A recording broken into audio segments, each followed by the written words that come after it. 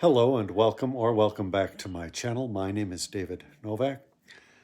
This video should be going up on Thursday, which will be Poetry Thursday in BookTube. And I am intending it to be a spontaneous, impromptu reading of poems from one of my favorite anthologies, which is the Chief Modern Poets of Britain and America, commonly presented in 2 volumes. And I will just glance through these at random. You know, I also have little other things stuck in, and maybe I shall include those as well. Well, we'll see. You can see, I think this is the Villanelle by Dylan Thomas. And I think there are other loose pages, but, yeah, here we go. So I will do that. And I'll just read what floats my fancy. Now, these books are what were in their day considered modern, but they included a handful of older poets, such as Emily Dickinson and Gerard Manley Hopkins, under the idea that their poetry was not really well known until the later generation. Thomas Hardy, I think, is one of the older voices included in here as well. Let's see. Yeah, in fact, he's the first poet in this book. So I'll read something from him. He was born in 1840 and died in 1928. So should I read favorites or should I read ones that I don't really know? Well, I don't know a lot of these poems that well, so let us see about this one. It is titled His Immortality. I saw a dead man's finer part, shining within each faithful heart of those bereft. Then said I, this must be his immortality. I looked there as the seasons wore, and still his soul continuously bore a life in theirs, but less its shine excelled than when I first beheld. His fellow yearsmen passed, and then in later hearts I looked for him again, and found him shrunk, alas, into a thin and spectral mannequin. Lastly, I ask, now old and chill, if aught of him remain unperished still, and find in me alone a feeble spark, dying amid the dark. God, I love Hardy. I really do. I haven't read any of these in so long, and so I'm not really familiar. How about this one? Shut out that moon. Close up the casement, draw the blind, shut out that stealing moon. She wears too much the guise she wore before our lutes were strewn with years' deep dust and names we read on a white stone were hewn. I don't know if that's names we read or names we read. Step not out on the dew-dashed lawn to view the lady's chair, immense Orion's glittering form, the less and greater bear. Stay in, to such sights we were drawn when faded ones were fair. Brush not the bough for midnight scents that come forth lingeringly, and wake the same sweet sentiments they breathed to you and me, when living seemed a laugh and love all it was said to be. Within the common lamplit room, prison my eyes and thought. Let dingy details crudely loom, mechanic speech be wrought. Too fragrant was life's early bloom, too tart the fruit it brought.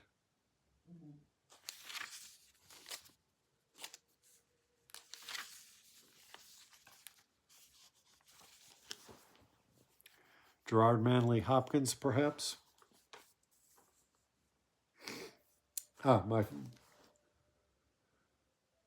One of my favorites, Inversnade. This darksome burn, horseback brown, his roll rock highroad roaring down. In coop and in comb, the fleece of his foam flutes and low to the lake falls home.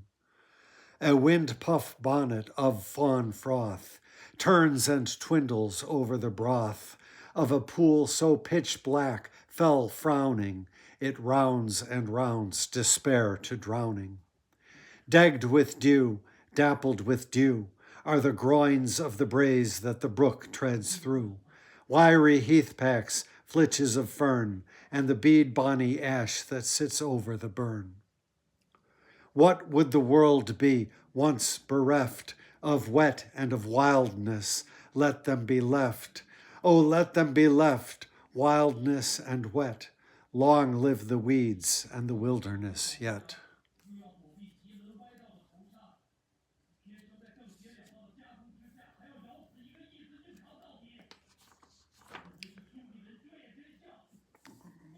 And a sonnet. As kingfishers catch fire, dragonflies draw flame. As tumbled over rim in roundy wells, stones ring, like each tucked string tells, each hung bell's bow swung finds tongue to fling out broad its name. Each mortal thing does one thing and the same, deals out that being indoors each one dwells, selves, goes itself, myself, it speaks and spells, crying, what I do is me, for that I came. I say more, the just man justices, keeps grace, that keeps all his goings graces, acts in God's eye what in God's eye he is, Christ, for Christ plays in 10,000 places, lovely in limbs and lovely in eyes not his, to the Father through the features of men's faces. Man, that could almost be Wilfred Owen.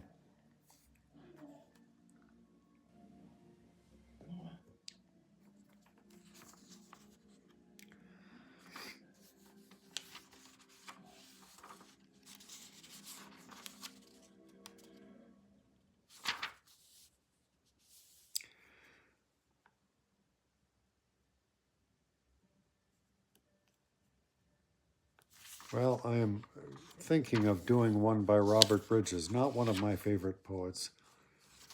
He has one poem which I absolutely love, but it's not in this book.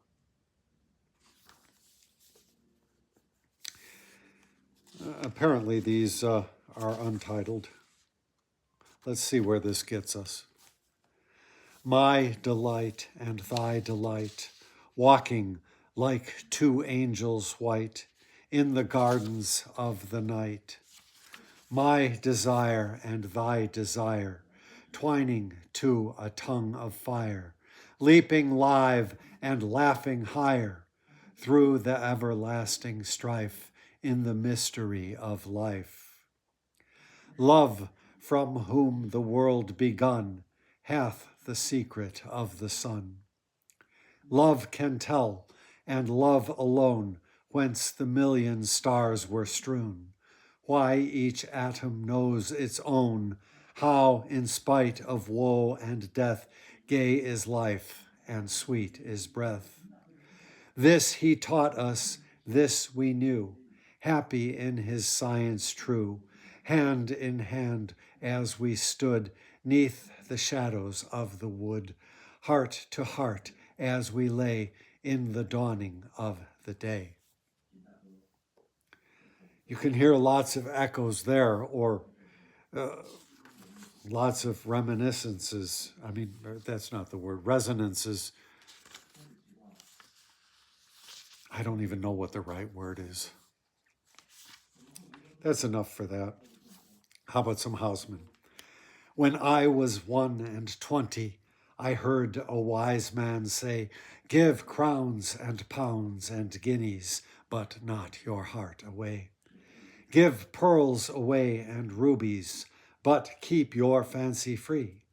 But I was 21, no use to talk to me. When I was 21, I heard him say again, the heart out of the bosom was never given in vain. 'Tis paid with sighs aplenty and sold for endless rue. And I am 22, and oh, 'tis true, 'tis true. I think I have a whole video up of poems by Houseman, so I will press on to some other poet. Well, can I do without reading some William Butler Yeats? Something along those lines, down by the Sally Gardens. Down by the Sally Gardens, my love and I did meet. She passed the Sally Gardens with little snow-white feet. She bid me take love easy as the leaves grow on the tree. But I, being young and foolish, with her would not agree. In a field by the river, my love and I did stand, and on my leaning shoulder she laid her snow-white hand. She bid me take life easy as the grass grows on the weirs, but I was young and foolish, and now am full of tears. He might have been 22 for all that. This is a lovely one, When You Are Old.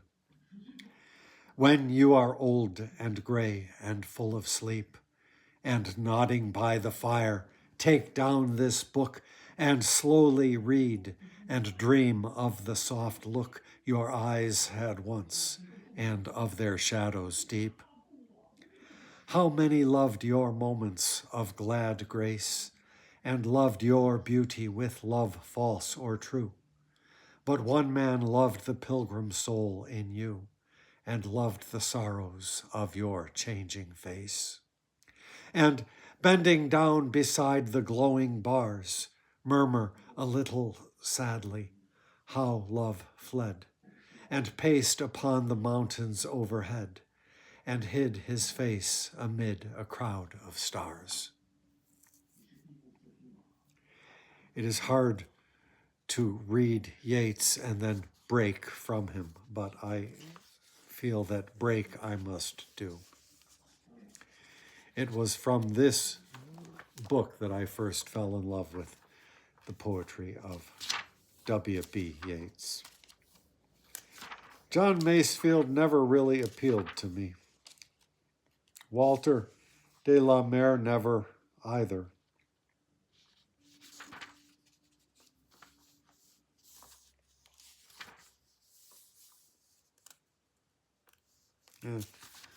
I'll skip it for now. James Stephens, never. D.H. Lawrence, yes, but I think I will pass on D.H. today. Well, let me try Piano. It's one of his more frequently anthologized poems, not one that I know very well. Piano. Softly in the dusk, a woman is singing to me, taking me back down the vista of years, till I see a child sitting under the piano, in the boom of the tingling strings, and pressing the small, poised feet of a mother who smiles as she sings.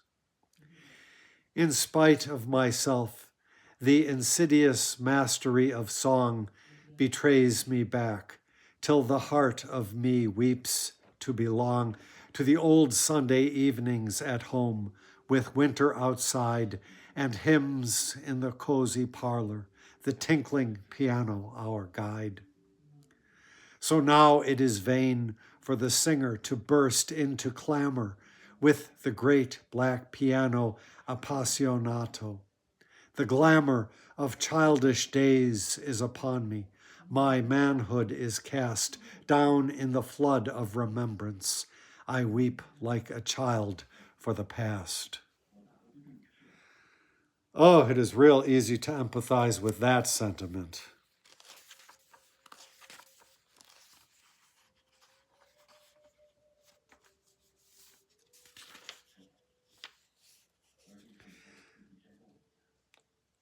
Siegfried Sassoon, another not one of my favorites. Let me read this one, The General. Good morning, the general said, when we met him last week on our way to the line. Now the soldiers he smiled at are most of 'em dead, and were cursing his staff for incompetent swine. He's a cheery old card, grunted Harry to Jack, as they slogged up to Arras with rifle and pack. But he did for them both by his plan of attack. Bitter.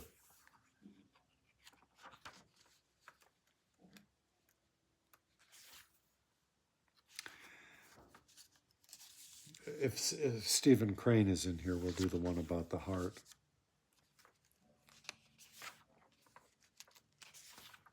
Edwin Muir. I think mainly there's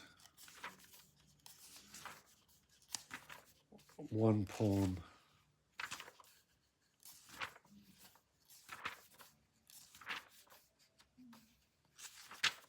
And I'm not seeing it. Well, we will skip on Edwin Muir. Edith Sitwell, I don't really know her.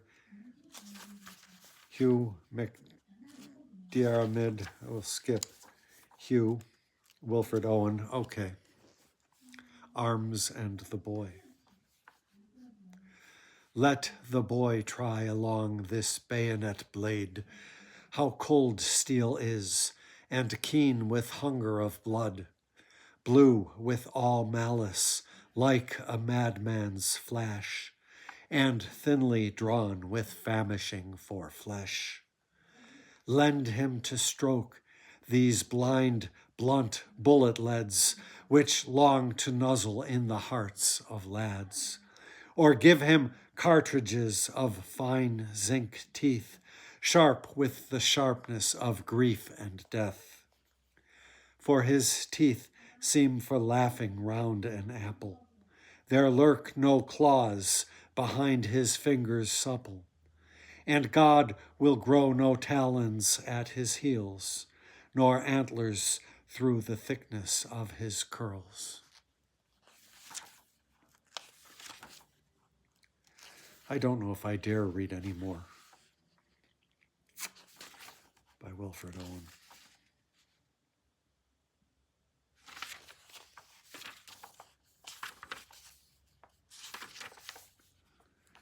And Robert Graves is another one. I think my favorite by him is not in here. The one about the unwrapping the package.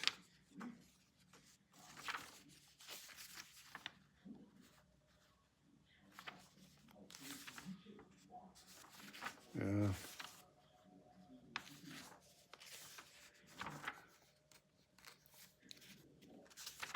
Well, I know I've read this one before somewhere or other. Let's see where it gets us. Down, wanton, down.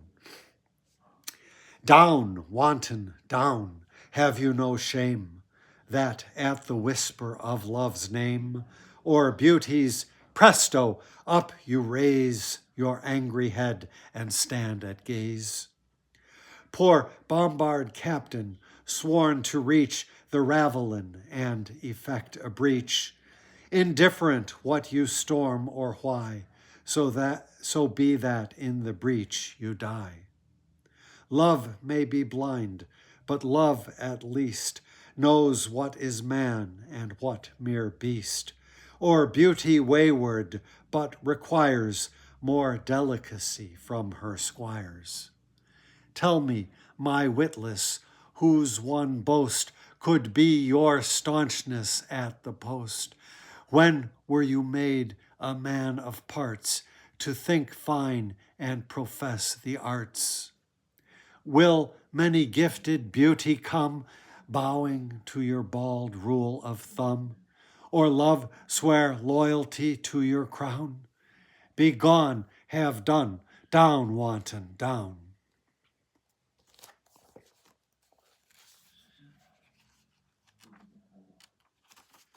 Austin Clark, C. Day Lewis, Patrick Kavanagh, John Benjamin, W. H. Auden.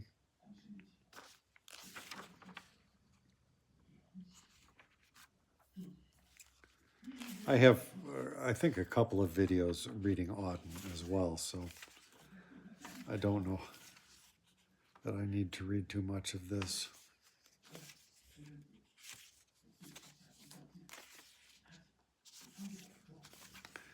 I'm just looking for something short, but I'm not finding it.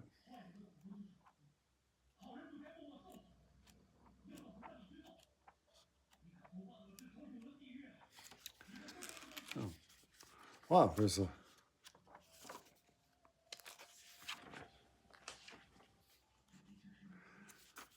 Well, we've got Dylan Thomas, we've got... maybe I should just leave it with this volume and do the Americans another time. Well, I'll read a longer one by Auden. Law like love. Law, say the gardeners, is the sun. Law is the one all gardeners obey. Tomorrow, yesterday, today. Law is the wisdom of the old. The impotent grandfathers feebly scold. The grandchildren put out a treble tongue. Law is the senses of the young.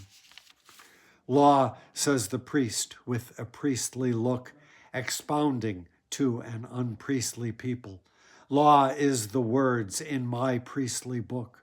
Law is my pulpit and my steeple.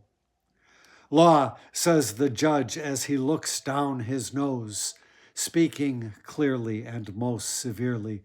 Law is as I've told you before. Law is as you know, I suppose. Law is, but let me explain it once more. Law is the law. Yet law-abiding scholars write, law is neither wrong nor right. Law is only crimes, punished by places and by times.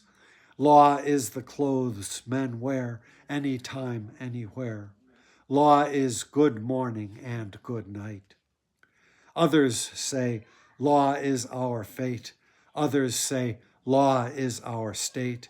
Others say, law is no more. Law has gone away. And always the loud, angry crowd, very angry and very loud. Law is we, and always the soft idiot, softly me. If we, dear, know we know no more than they about the law. If I no more than you know what we should and should not do, except that all agree gladly or miserably that the law is, and that all know this, if therefore thinking it absurd to identify law with some other word, unlike so many men, I cannot say law is again. No more than they can we suppress the universal wish to guess or slip out of our own position into an unconcerned condition. Although I can at least confine your vanity and mine to stating timidly a timid similarity, we shall boast anyway. Like love, I say. Like love, we don't know where or why. Like love, we can't compel or fly. Like love, we often weep. Like love, we seldom keep.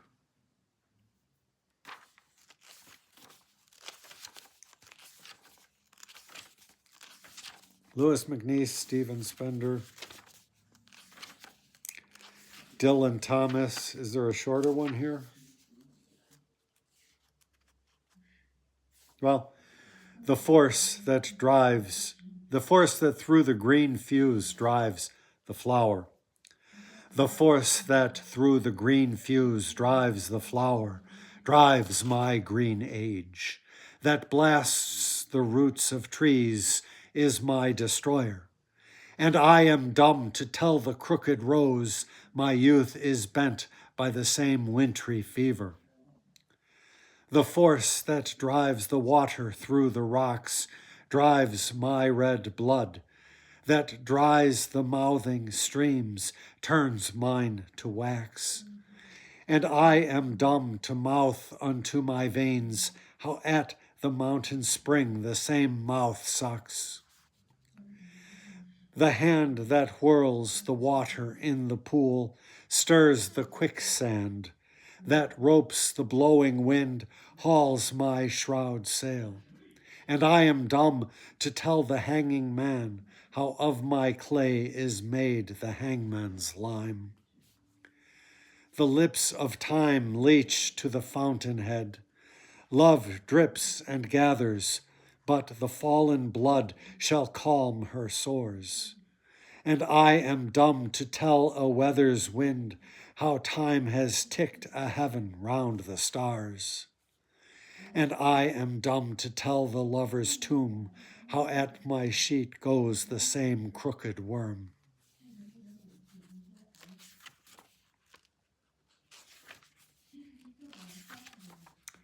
I should do a full Dylan Thomas reading. Have we something by Philip Larkin here?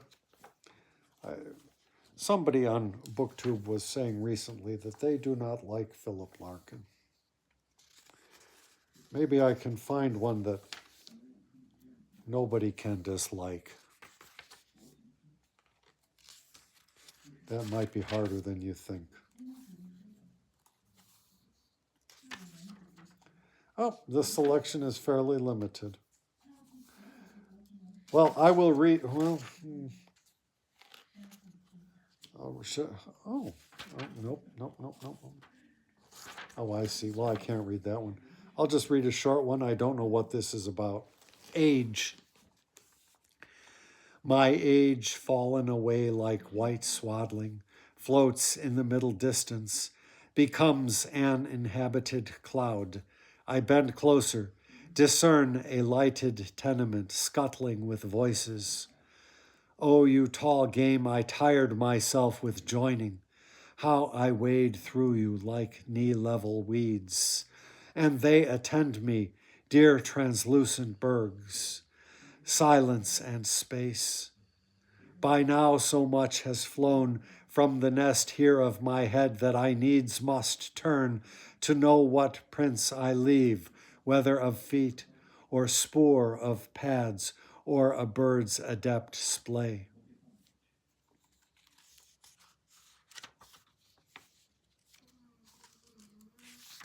Charles Tomlinson, I don't know. Thomas Kinsella, I don't know. Well, that's it for the British portion. Shall I touch into America a little bit? We are almost at a half hour, but I do feel like pressing on.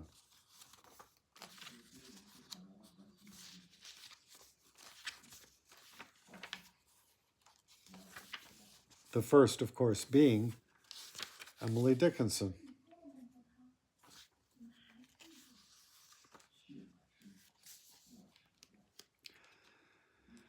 She's another one. She will put everybody else to shame, so I must not overdo it here. I felt a funeral in my brain, and mourners to and fro kept treading, till it seemed that sense was breaking through. And when they all were seated, a service like a drum kept beating, till I thought my mind was going numb. And then I heard them lift a box and creak across my soul with those same boots of lead again. Then space began to toll, as all the heavens were a bell, and being but an ear, and I and silence, some strange race wrecked solitary here. And then a plank in reason broke, and I dropped down, and hit a world at every plunge, and finished knowing then.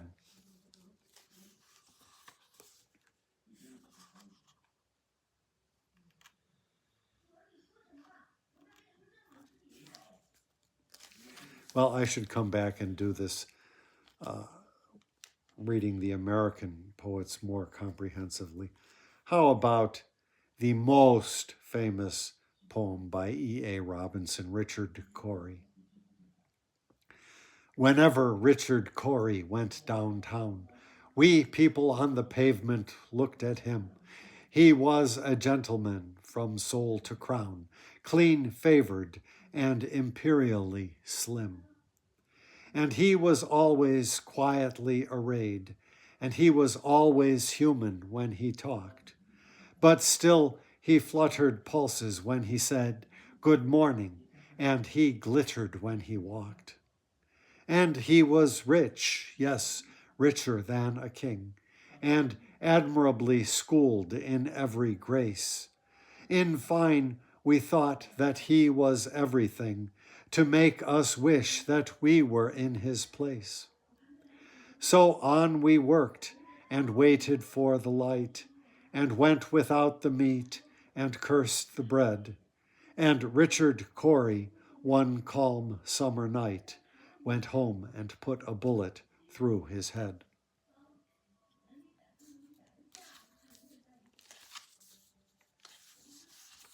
Every class, every general poetry class had to go through that poem. Shall we do something by Robert Frost? Again, I'm trying to look for shorter things here.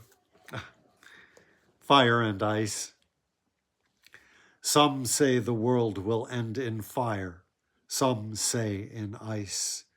From what I've tasted of desire, I hold with those who favor fire. But if it had to perish twice, I think I know enough of hate to say that for destruction ice is also great and would suffice.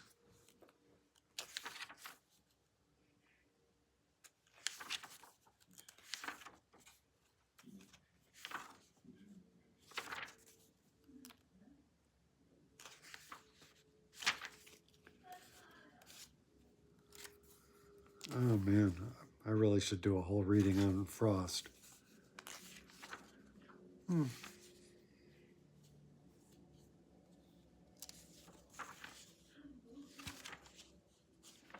Provide.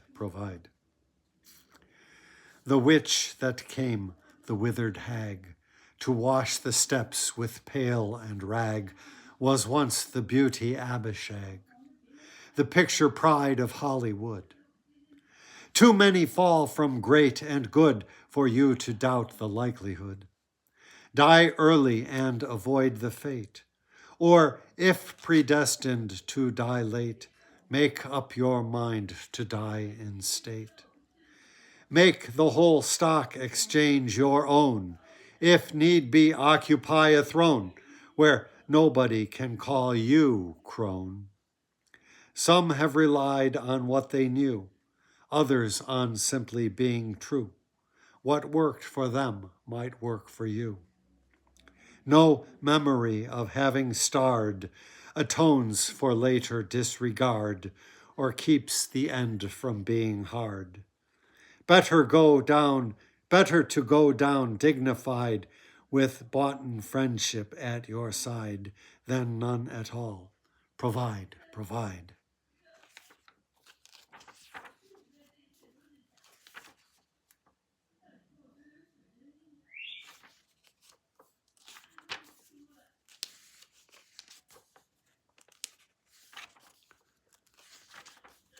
Well, we'll skip over Carl Sandburg and Vachel Lindsay today.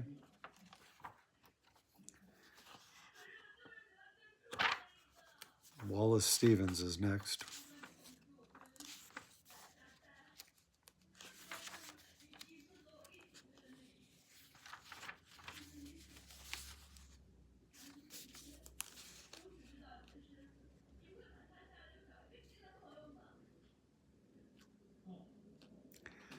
A high-toned old Christian woman.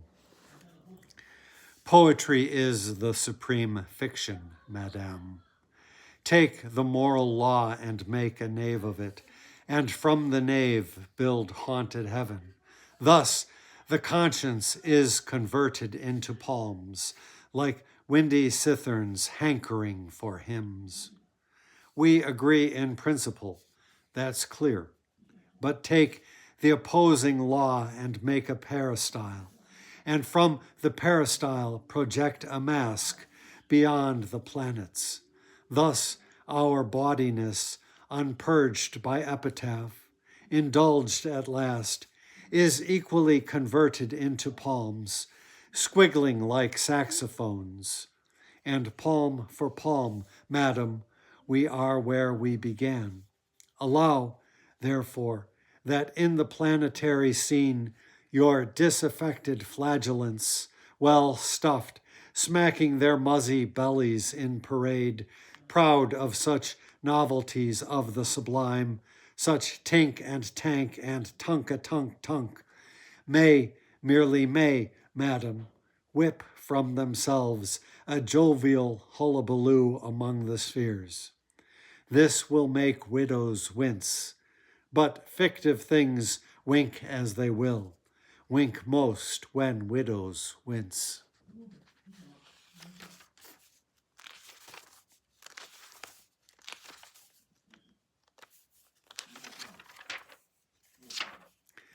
I have not read William Carlos Williams for a long time.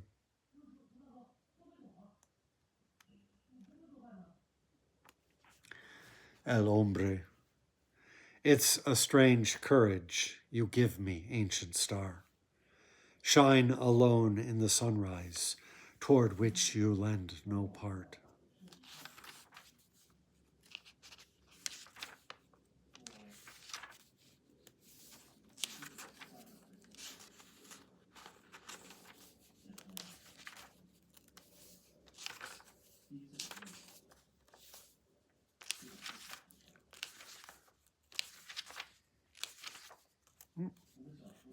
Some Ezra Pound, perhaps.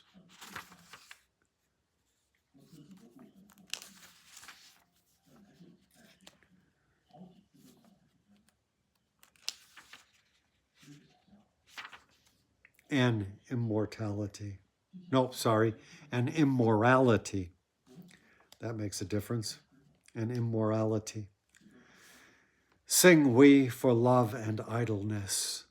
Naught else is worth the having. Though I have been in many a land, there is naught else in living. And I would rather have my sweet, though rose leaves die of grieving, than do high deeds in Hungary to pass all men's believing.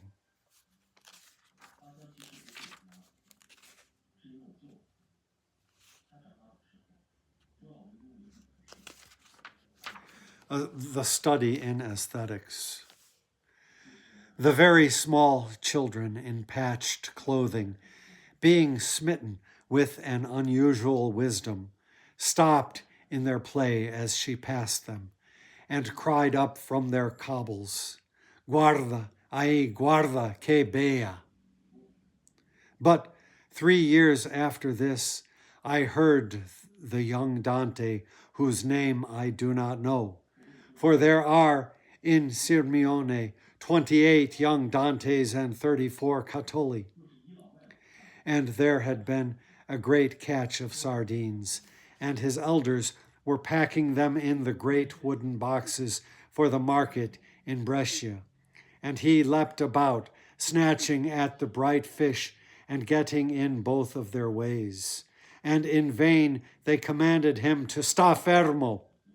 And when they would not let him arrange the fish in the boxes, he stroked those which were already arranged, murmuring for his own satisfaction this identical phrase, que bella. And at this I was mildly abashed.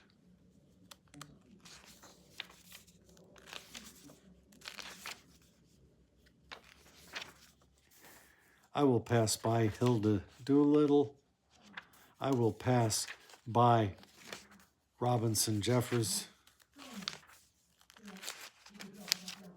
I will pass by Marianne Moore.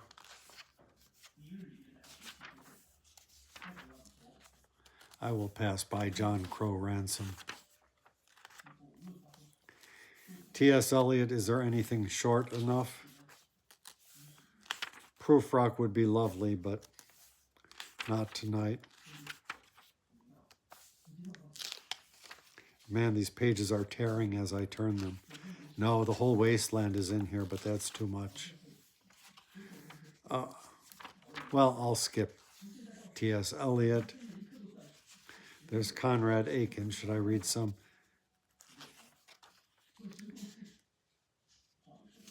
Some Edna St. Vincent Millay, the philosopher. And what are you that wanting you, I should be kept awake, as many nights as there are days, with weeping for your sake? And what are you that missing you, as many days as crawl, I should be listening to the wind and looking at the wall?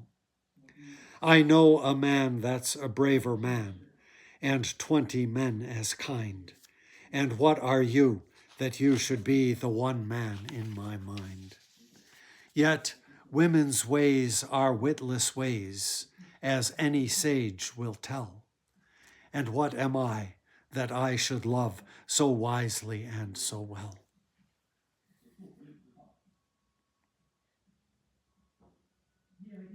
Passer mortuus est. Death devours all things. Lesbia with her sparrow shares the darkness. Presently every bed is narrow. Unremembered as old rain dries the sheer libation, and the little petulant hand is an annotation. After all, my erstwhile dear, my no longer cherished, need we say it was not love, just because it perished?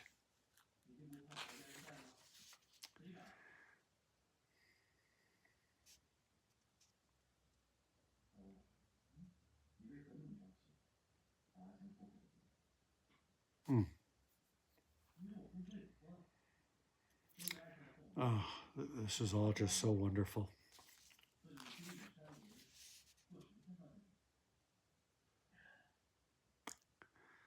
Oh, I don't think I dare read any more of Millay tonight. Archibald MacLeish, I'm not really familiar with him. I think he had one poem that we had to read in class as well. You, Andrew Marvell. But it was never one of my favorites. Something by E.E. Cummings, perhaps.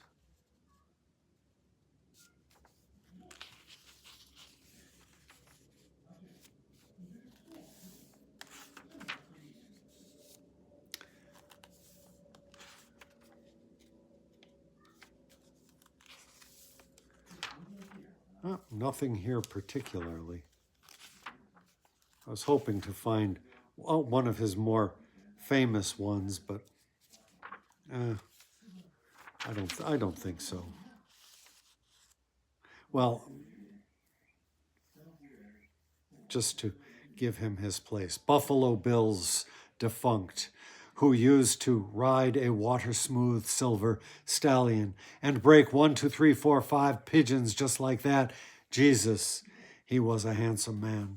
And what I want to know is, how do you like your blue-eyed boy, Mr. Death?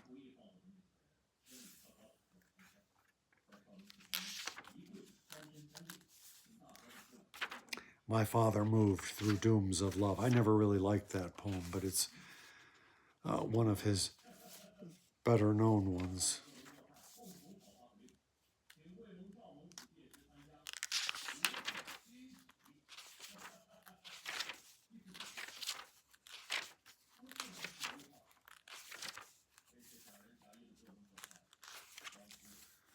Hart Crane is here.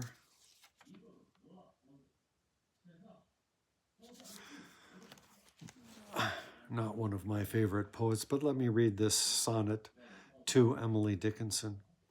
You who desired so much, in vain to ask, yet fed your hunger like an endless task, dared dignify the labor, bless the quest, achieved that stillness ultimately best.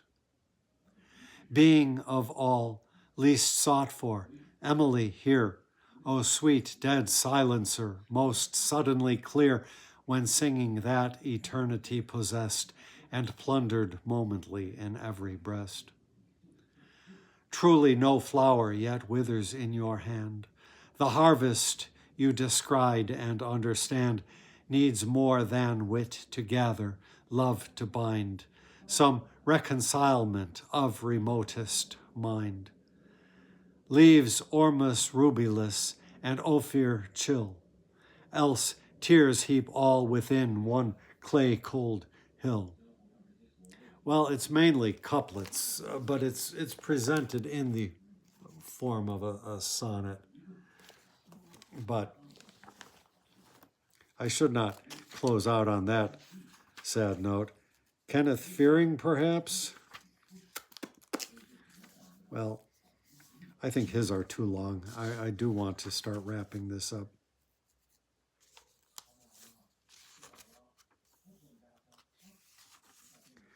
Richard Eberhart. Who else do we have? Well,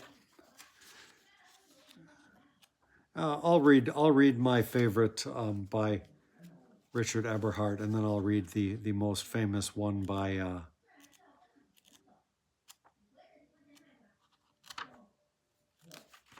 Theodore Roethke, and then I'll leave it at that. My favorite by Richard Eberhart, but I read it as he originally wrote it. He later added a stanza, and I omit that in my reading. The fury of aerial bombardment. You would think the fury of aerial bombardment would rouse God to relent. The infinite spaces are still silent. He looks on shock-pride faces. History, even, does not know what is meant. You would feel that after so many centuries, God would give man to repent. Yet he can kill as Cain would, but with multitudinous will, no farther advanced than in his ancient furies. Was man made stupid to see his own stupidity? Is God, by definition, indifferent beyond us all? Is the eternal truth man's fighting soul, wherein the beast ravens in its own avidity?